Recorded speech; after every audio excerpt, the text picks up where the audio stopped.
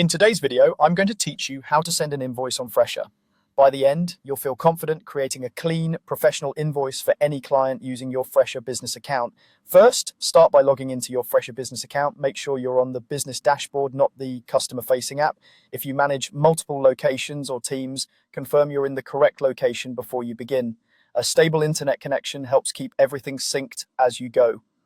Next, head to the Clients section. This is where all your client profiles live. Use the search bar to find the client you want to invoice, and double check you're opening the correct profile, especially if you have clients with similar names. Opening their profile keeps everything linked, so the invoice reflects the right contact details and history.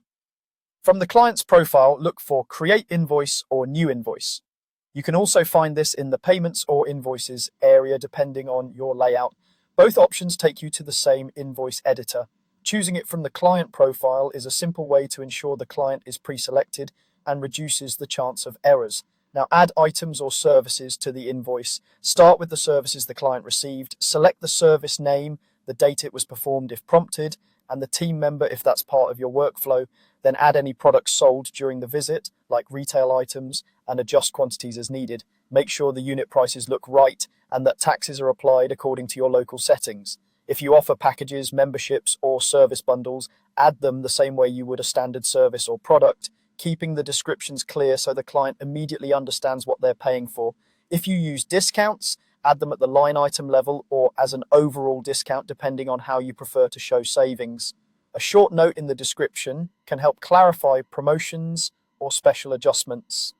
Consider including a brief message in the invoice notes, such as care instructions for a product or a friendly thank you that aligns with your brand voice. Take a moment to review the total, verify the client's details, and confirm the currency and tax summary look correct. Consistency here helps avoid back and forth later.